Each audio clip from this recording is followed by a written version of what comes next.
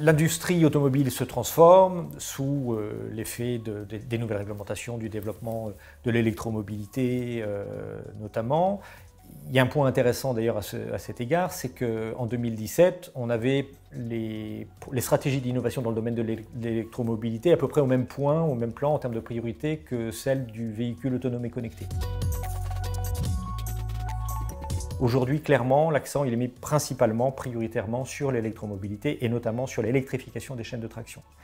Ça veut dire qu'on a besoin de nouveaux métiers ou de métiers qui existent déjà mais qui n'existaient pas dans la filière automobile ou qui vont prendre de plus en plus d'importance. C'est le cas de l'ingénieur électrochimie qui travaille sur le fonctionnement des mécanismes chimiques et électriques dans les batteries, lithium-ion en particulier. C'est le cas du formulateur matériaux qui travaille spécifiquement et en particulier donc, sur le développement de piles à combustible pour la motorisation à base de stockage d'énergie sous forme de l'hydrogène. C'est le cas des ingénieurs thermodynamiciens qui sont un métier important pour la gestion des batteries et leur refroidissement. L'autre grand domaine de compétences et de métiers qui est en développement, c'est un domaine qui avait déjà été repéré dans les études de 2017 et 2018, c'est celui du numérique, qui est évidemment fondamental.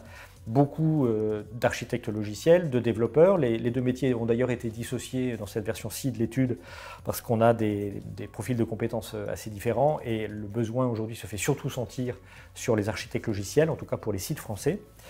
Des besoins de métiers, de compétences, d'emploi dans le domaine de la data analyst, data scientist, les experts marketing data, ce sont des choses qui étaient également repérées mais qui se confirment.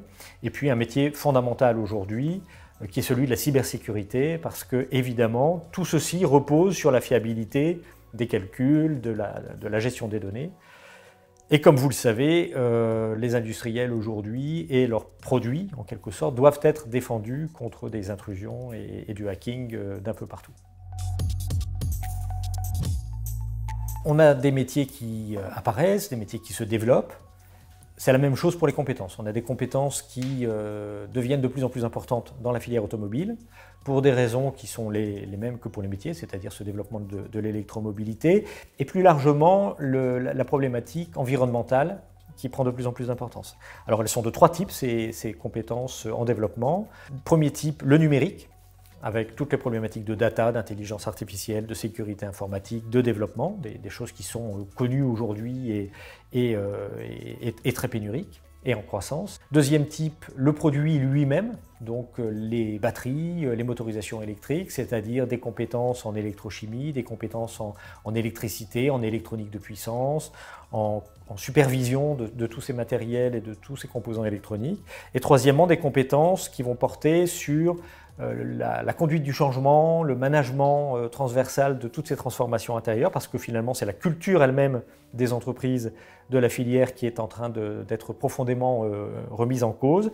Et toujours au titre de ces compétences transversales, la prise en compte de l'environnement et donc de la capacité de recycler les produits, par exemple, depuis la conception jusqu'au stade du recyclage lui-même. Donc là, on est vraiment hors de l'amont, en quelque sorte, de la filière et de la production automobile. Mais c'est bien un besoin qui va avoir des conséquences en termes de comportement, de définition des projets et de fabrication depuis la conception, la production, la distribution, le recyclage et la gestion des véhicules. En termes d'emploi et d'évolution prospective à l'horizon 2025, on a deux scénarios dans les résultats de cette étude. Le premier scénario qui est, à mon avis, le plus probable, le plus tendanciel, donc, c'est un scénario qui repose sur la confirmation de la situation actuelle avec des faiblesses qui sont des faiblesses spécifiques de l'industrie automobile française. Des faiblesses d'environnement technologique, d'accès aux compétences, de compétitivité coût et hors coût, en résumé. Ce scénario-là, il aboutit à 15% de baisse de l'emploi supplémentaire à ce qu'on a observé ces dernières années, donc entre 2020 et 2025. 15% de perte, ça fait à peu près 30 000 emplois détruits au cours des prochaines années. Plusieurs facteurs jouent dans ce sens-là. Évidemment la baisse de la motorisation, mais aussi les problématiques de demande, la compétitivité relative des sites français par rapport aux autres sites européens. Et donc, en quelque sorte, on a la confirmation d'une tendance qui est déjà une tendance ancienne. Ça, c'est le premier scénario. Le deuxième scénario, qui est un scénario plus positif, avec une baisse de l'emploi de 11,4% sur la période, ce qui reste important, mais de 11,4 à 15% d'emplois détruits, on sauve 7500 emplois. Donc c'est l'équivalent, 7500 emplois, à peu près, des 2 gigafactories cumulées. Celle d'Ouvrin, ACC, et celle qui est envisagée par Renault sur le sud du département du Nord. Bon. Donc 7500 emplois, évidemment, c'est très important. Mais ce qui est encore plus important, c'est que dans ce deuxième scénario, on a une stabilisation de l'emploi en fin de période et on a une compétitivité qui permet d'envisager d'autres implantations et d'autres rapatriements de volume de production sur le territoire national. En conclusion, 2 scénarios, un scénario tendanciel qui très clairement n'est pas satisfaisant, et un scénario alternatif qui suppose une réaction collective, mais qui permet de stabiliser les choses et d'envisager une reprise au terme de la période.